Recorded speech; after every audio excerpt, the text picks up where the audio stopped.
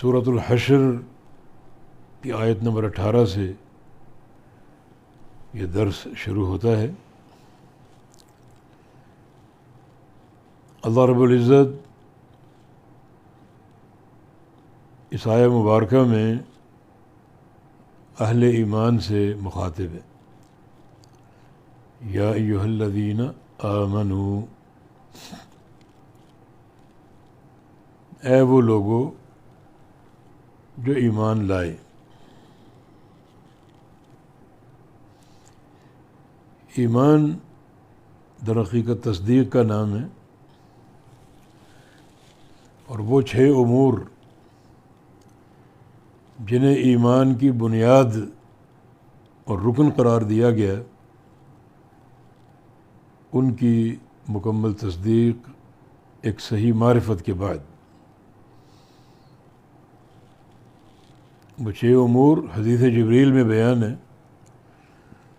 ان تؤمن باللہ وملائکتہ وکتبہ ورسلہ والیوم الآخر والقدر خیرہ وشرہ، یعنی اللہ تعالیٰ پر ایمان، اللہ تعالیٰ کے فرشتوں پر ایمان، اللہ تعالیٰ کی کتابوں پر ایمان، اللہ تعالیٰ کے رسولوں پر ایمان،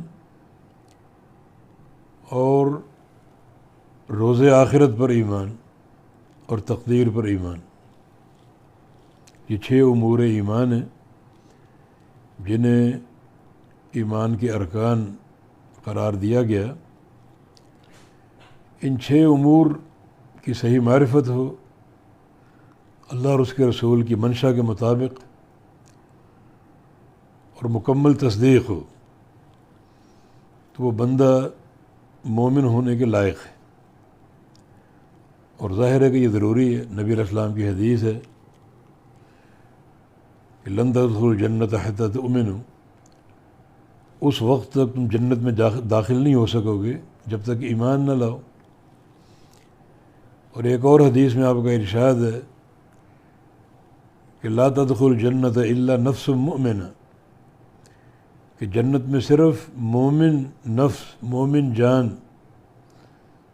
داخل ہوگی۔ تو یا ایھا الذین آمنوا کا جو منصب ہے، جو اللہ تعالیٰ اہل ایمان سے مخاطب ہے، اسے پورا کرنا چاہیے امور ایمان کو مکمل سمجھنے اور ان کی تصدیق کے ساتھ۔ یہاں ایک بات اور ہم آسانی سے سمجھ سکتے ہیں، جو کتب علیکم الصیام ہے کہ تم پر روزے فرض کر دیے گئے، یہاں بھی اہل ایمان سے خطاب ہے۔ تو اس کا معنی یہ حکم جو ہے روزوں کا، یہ مشروط ہے صحت ایمان کے ساتھ۔ جو بندے مومن بن چکے، امور ایمان کو پہچان چکے اور ان کی تصدیق کر چکے، انہیں حکم دیا جا رہا ہے کتب علیکم الصیام کہ تم پر روزے فرض کیے گئے ہیں۔ تو مانا روزے کی قبولیت جو ہے وہ صحت ایمانی کے ساتھ مشروط ہے۔ تبھی نبی علیہ السلام کی ایک حدیث ہے، من صام رمضان ایمانا واحتسابا غفر له ما تقدم من ذنبہ، کہ جو بندہ رمضان کے روزے رکھے ایمان کے ساتھ اور احتساب کے ساتھ، ایمان پر قائم رہتے ہوئے اور احتساب پر قائم رہتے ہوئے۔ احتساب کا معنی اللہ تعالیٰ سے اجر لینے کے لیے، وہ روزہ اللہ کے لیے خالص ہو اور اللہ تعالیٰ سے اجر لینا مقصود ہو۔ تو پھر ضروری ہے کہ کتب علیکم الصیام، روزے سے قبل امور ایمان کی معرفت حاصل ہو اور ان کی مکمل تصدیق ہو۔ اور اگر کوئی دراڑ ہے ایمان کے تعلق سے، تو پھر کتب علیکم الصیام کا حکم بندے کے لیے قابل قبول نہیں ہوگا، اور اس کے روزے اللہ تعالیٰ کے ہاں شرف پذیرائی حاصل نہ کر پائیں گے۔ تو فرمایا کہ اتقوا اللہ، ڈر جاؤ اللہ تعالیٰ سے۔ ڈرنا کیسے ہے؟ 2 چیزوں کے ساتھ، بفعل ما امر و ترک ما نہا، جو اللہ نے حکم دیا ہے وہ انجام دے کر، اور جس جس چیز سے روکا اس سے باز آ کر. یعنی تقویٰ کا معنی انہی دو شرطوں کے ساتھ پورا ہوگا: فعل اوامر اور ترک نواہی. جو بھی اللہ تعالیٰ کے احکام ہیں، جیسے اقیم الصلاۃ، آتوا الزکوٰۃ، کتب علیکم الصیام، انہیں انجام دینا، یہ فعل اوامر.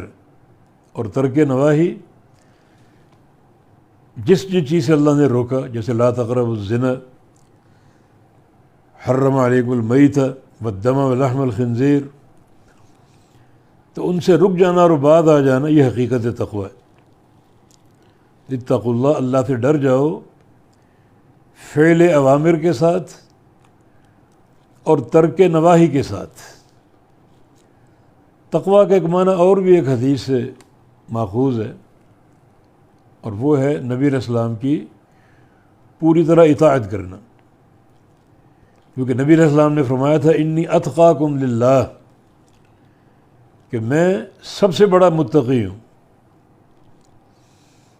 اور یہ بات آپ نے کب کہی تھی؟ جب 3 صحابہ نے اپنے طور پہ ایک ایک عمل کا عزم کر لیا تھا، اور تینوں کا عزم نبی علیہ السلام کے طریقے کے خلاف تھا. ایک نے زمانے بھر کے لیے نفلی روزے کی نیت کر لی، اور دوسرے نے زمانے بھر کے لیے ہر رات جاگنے کا پروگرام بنا لیا، اور تیسرے نے گھر بار چھوڑ کر مسجد کو بطور معتکف اختیار کرنے کا پروگرام بنایا. بظاہر کام اچھے نظر آتے ہیں، لیکن کام کی اچھائی نبی علیہ السلام کی اتباع کے ساتھ، اور یہ تینوں طریقے آپ کی اتباع سے خارج ہیں. تو اس موقع پر آپ نے ان کو بلا کر فرمایا کہ انی اتقاکم للہ، کہ میں تم سب سے بڑا متقی ہوں، اور تم نے اگر متقی بننا ہے تو میری اتباع کر کے بننا ہے، میری نافرمانی کر کے نہیں. جو نیکی تم نے اختیار کی بظاہر وہ بڑی عظیم الشان نظر آتی ہے، مگر وہ میری اتباع سے خارج ہے، اور نیک عمل میری اتباع کے ساتھ ہے. تو اگر تم متقی بننا چاہتے ہو تو جیسے میں اتقا بن کے سب سے بڑا متقی ایک راستے پر چل کر اسی راہ پر تم چلو گے تو متقی بن جاؤ گے.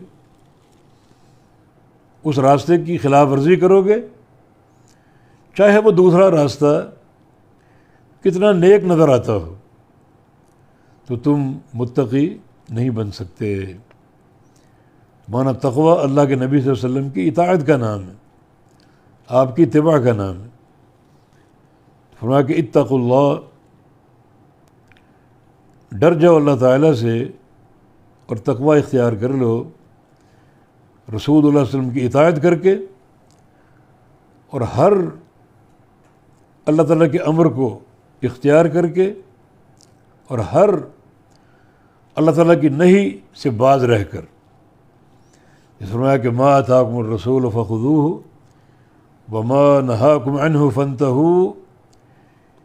یہ آیت کریمہ پوری طرح تقویٰ کا مصداق ہے کہ جو رسول دے وہ لے لو، اور جس سے روکے اس سے رک جاؤ. تو اس میں فعل اوامر بھی ہے، ترک نواہی بھی ہے، اور نبی علیہ السلام کی اطاعت بھی. تو آیت کریمہ پوری طرح تقویٰ کی تعبیر اور تفسیر ہے.